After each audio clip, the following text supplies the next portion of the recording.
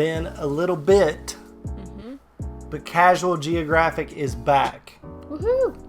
For us, at least. Yeah. There was some stuff going on with like some copyright claim stuff, and I was trying to figure out kind of what was going on. And the gist of it is, whatever, we can't monetize on these videos, but I don't really care because, quite frankly, Casual Geographic is funny as hell. Yeah. And as long as the money is going to him, I don't really give a shit. That's perfectly fine with me. I appreciate the fact that we get to watch these videos, and they're so informative, funny, and very witty.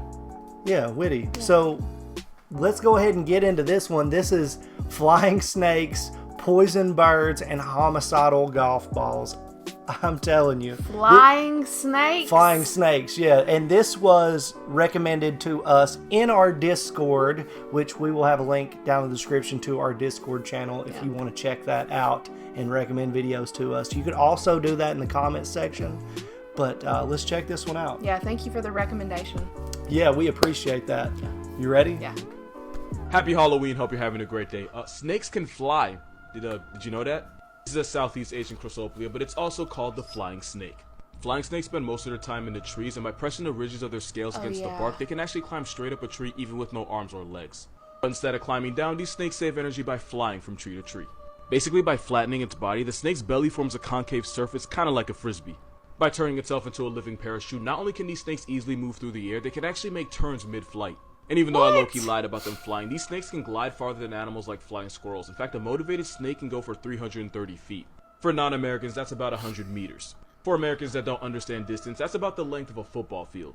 But these snakes don't usually fly to catch bodies. In fact, most of the time they're doing it to avoid other animals. Even though it is venomous, unless you're like a rat or something, it probably won't kill you. Don't be a snitch. It doesn't change the fact that somewhere in the world you can actually look up and see a snake getting hang time right over your head. I want you to remember that tonight. This bird can end your life in one of the worst ways possible. This is a hooded pitowee, and it's the only poisonous bird in the world. Its feathers, skin, and even tissues contain a potent batrachotoxin that it steals from the beetles it eats. That same poison is the reason why this frog can murk 20,000 mice, pack up 10 people, and even though it can sleep on a quarter, this frog allegedly contains enough toxin to drop a full-grown elephant. And that's the same poison this toxic sweetie uses to defend itself. What? And because its poison is a neurotoxin, it basically shuts down muscle by blocking the sodium channels of nerve cells. Meaning it would just get harder and harder for you to breathe until your lungs shut down. Eventually you'd become paralyzed, you'd lose consciousness, and your heart would stop. Not only can the poison turn you into past tense in only 10 minutes, the amount of poison it would take to turn your name into a hashtag weighs as much as 2 grains of salt. If you touch this bird with your lips, your entire mouth would go numb, and we know that because someone actually did it. But to be fair, this bird's never taken a human life. That we know of. But this tiny bird has the power to put you on the news, and I don't think nearly enough people talk about it. It's Halloween, so naturally I gotta ruin your day. This is your only chance to scroll. So way back when in Victorian England, people would try to remove tapeworms by first having the patients starve themselves for a couple of days.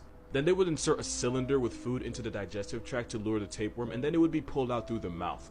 Now the problem was that some of these tapeworms grew to 6 feet long, so allegedly there was a good number of patients that actually choked to death before it was completely out. But the worst part, back then a lot of women would purposely infect themselves with tapeworms, that way they could eat whatever they wanted without gaining weight. A very literal big mistake, because tapeworms can grow to 26 feet long and it can live inside the host body for 30 years. That's a whole mortgage, my guy.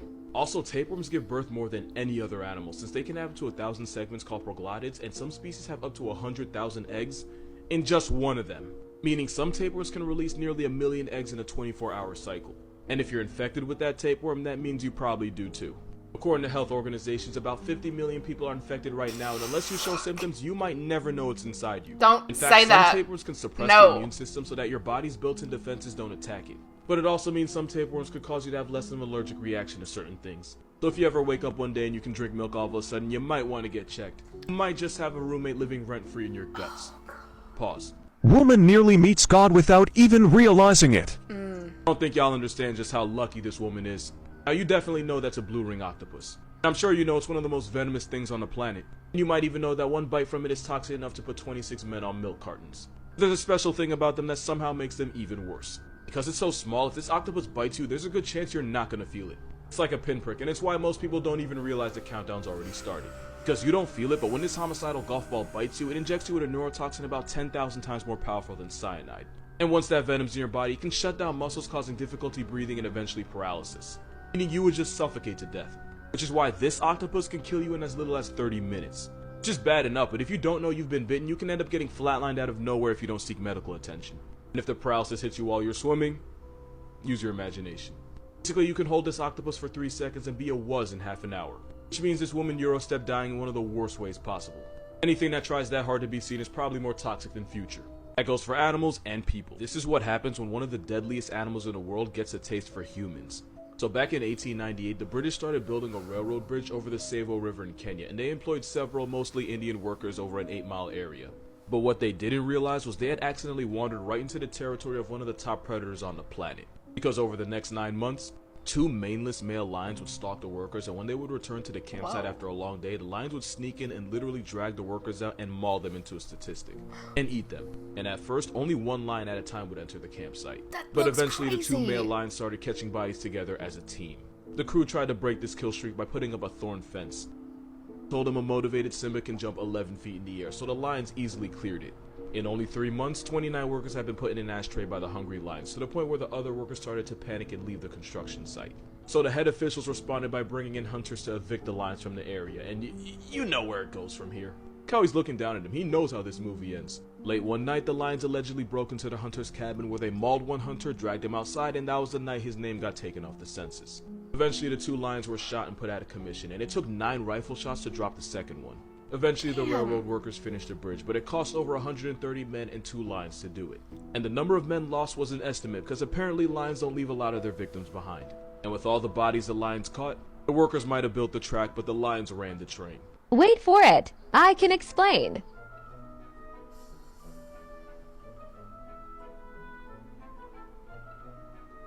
Once upon a time, I downloaded TikTok as a joke, and now I explain stuff like this for a living. Ain't that some So when a lot of baby birds are still in the nest, instead of deucing all over the place, instead they'll dump into a white mucus membrane called a fecal sac. It's basically a built-in diaper for baby birds.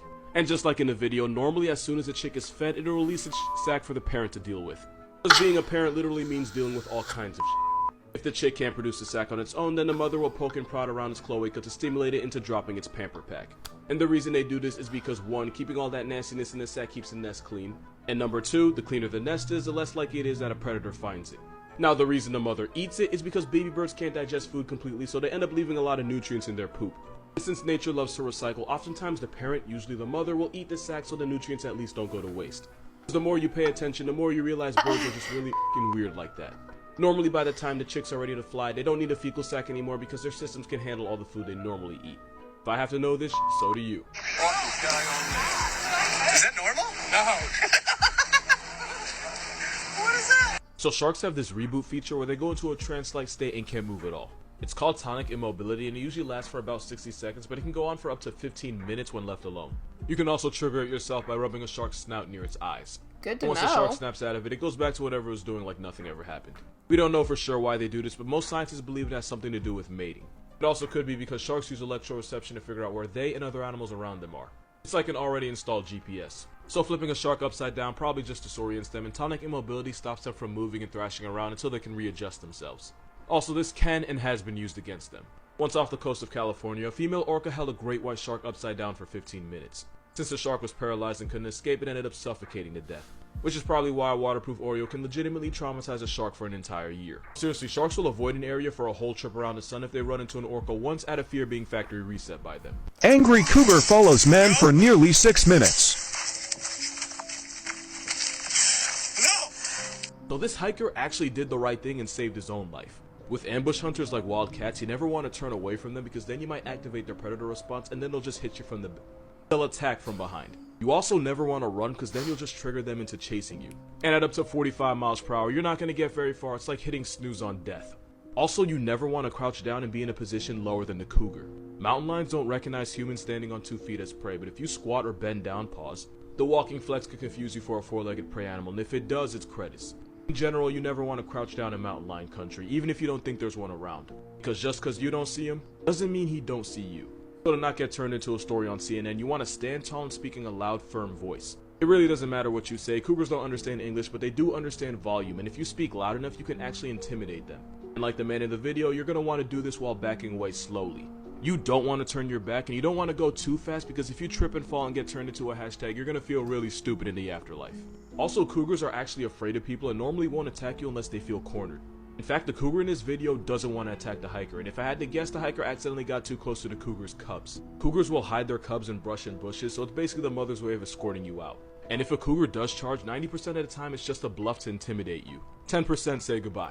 But you can respond by throwing rocks and sticks, not at the cougar, but at the ground in front of it as a warning shot. That's how you But you're survive gonna have a to cougar. crouch. Or at least the Get cat. it. If a cougar presses you here, I got no tips for you. But she might. Oh. Damn. So we start with the flying snakes. Yes. Fuck that. I don't fuck with snakes at all. None? That's like the well, I say that and like this. Can they see this? Yeah. Yeah. Like that's kinda not the kind of snake, but it looks like it. There's a green snake in our area. It's just a garden snake, and they're cute. And they're harmless, and I've, as a kid, I played with them and shit. Yeah. Which Me too. I wouldn't do now, but Why not? I don't want to touch a snake ever again in my life. But as a kid, like you'd have a garden snake out in the yard, you'd go play with her, whatever. Like I'd get close enough to take a picture again. It's not gonna scare me. I've already shared one snake story on this channel. Don't remember what video, but I have a second snake story. Bless us with this wonderful tale. So my father loves to fish, and we would go wade fishing in a river, okay? And I would just kind of fuck around on the bank and stuff, and he'd go in and out of the water, whatever. And, like, I would always really want to just swim in the river, and he's like, you're going to scare the fish away. You just kind of hear fish, right? And so I wouldn't do that.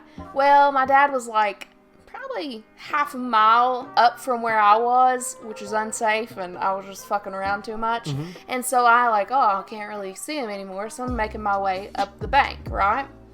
And I'm going through this, like, tree, and something drops on my shoulder. And I look, and there's a fucking snake on my shoulder. How did that like a feel? black snake, one of those big, long... instant, like, your neck just reverts back into your body.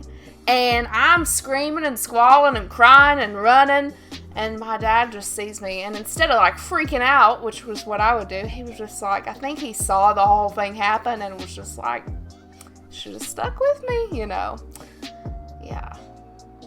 Poor thing. One of the worst experiences I've ever had. Do you have Yeah. any fun snake stories? There was this block wall that was built up against a hillside, and they didn't like fill in the block with cement or anything, so it was just open holes all in this block wall that the sun would shine directly down onto. So it became a breeding ground for every type of snake you could imagine. They were talking about like snakes crossbreeding and stuff, and I didn't know that they did that, but evidently that's a thing, I guess. Supposedly, legend has it. But it got to the point where at any given time you'd see 20 snakes on that wall. Fuck that. And their thought process behind that was, well, shit, there's bound to be much more. So one day they just went over there and poured gasoline down that damn thing. Just out of curiosity and just... And I mean hundreds of snakes came out of that thing. Hundreds of them. It was insane. Like, on, Princess Mononoke, that demon-infected boar thing? Yeah, when all the squiggly things... it was like that. Oh, fuck it was that. insane. And some of them were on fire, and, like, it was just... Poor snakes. Well, just imagine being a child and being like... I'm waiting for the sky to turn black and like the moon to come out and be blood red. It has begun. Oh Shang God. sung up on the porch. Jesus Christ. It was like apocalyptic. It was crazy. That is insane. I mean, they poured like a lot of gasoline. The thing was burning well after they started it. It just go boom. It was like, it was crazy. It was crazy. Hell. That's awful. I was probably like 12 or 13, so I was just like... Alright, what other animals do we have? Yeah. So, this flying snake, no good. Nikki's not down with it. Nope. Oh, I think the next one's bird. the poisonous The bird. What? That's I think it's crazy. the dart frog that they were talking about. Yes. Has the same poison. Holy shit, dude. Could you imagine a bird? What about its poop? Like, what bird flies over and shits on you, and then all of a sudden I don't know. You're fucking done? Even if you get, like, poop, like, you knew a dude who accidentally ate bird poop and, like, got fucked up. I do. Yeah. Like a long-term illness. A long-term chronic illness, lung disease for the rest of his life because he looked up coughing or something like that and had his mouth open and a bird shit down his throat. There was one time I was on vacation. It's not funny, and but holy shit. A seagull pooped on my shoulder. And I was like out. We were like not near the hotel or anything. The bird pooped. I was like 16 years old. So embarrassed. Apparently it's good luck. You get shat on. So your friend got like extra good luck for that. Yeah, I don't know. I would not classify that as good luck. But yeah, fuck that bird and everything about it. Your next favorite. I forgot. Nikki was I all put it about out. the tapeworms. There you go. I'll spare you. Parasites in general, just like, it just fucking really gets under my skin. Ha ha ha. But the Korean movie was good. Oh my god, that movie was amazing. But no, just the thought of parasites in general just completely fucked me up. And I did know that at least one woman swallowed one on purpose because of 1,000 Ways to Die. So, there you go. Okay. Don't do that. This tiny little octopus that can kill you. Were you aware of that? Yeah, I think I did know Yeah, about I've that. heard of that one before too.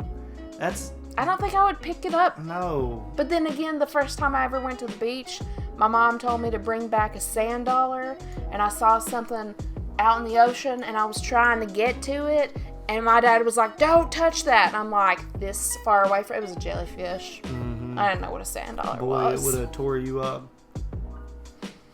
Yeah, What and about I've these lines? never seen a maneless line, yeah. That's crazy. And 131 people. They were out there going wild. They were well Tearing fed. it up, yeah. Let's see. Look at that. That is mean as fuck looking. Damn, dude. Yeah. How come that It wasn't looks scar? it looks scarier than the ones with names. Yeah. God, I forgot about that one. Jeez, no. Oh. I mean, it makes sense. No, it doesn't. Yeah, I mean, yeah, it does. No, it does It's not make disgusting, sense. but it makes Oh. sense.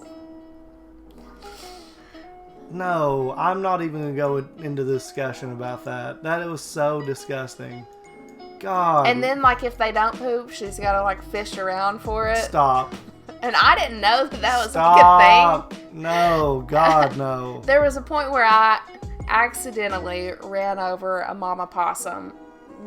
Just awful experience. And she passed, and then there were like 12 babies that I scooped up, and they were okay.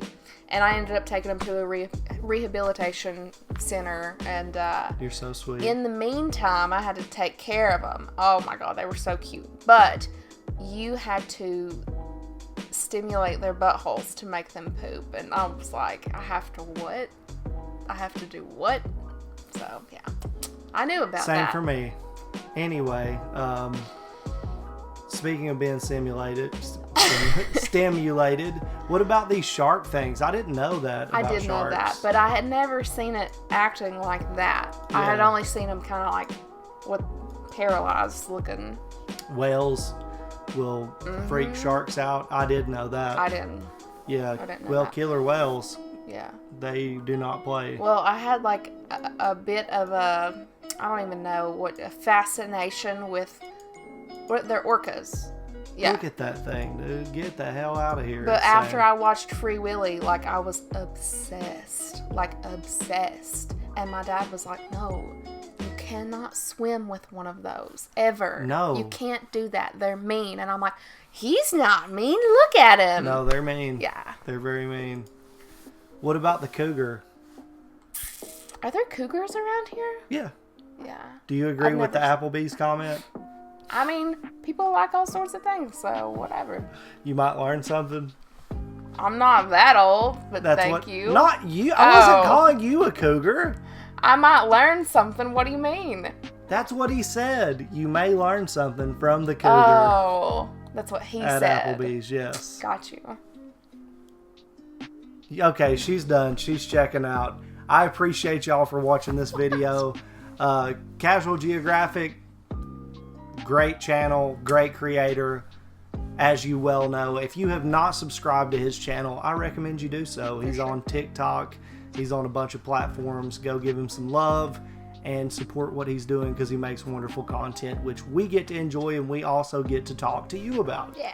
And if you enjoy that, you could like our channel, subscribe to it, like this video, comment in the comment section, and recommend videos that you would like for us to react to in the future. That would be cool. Yeah.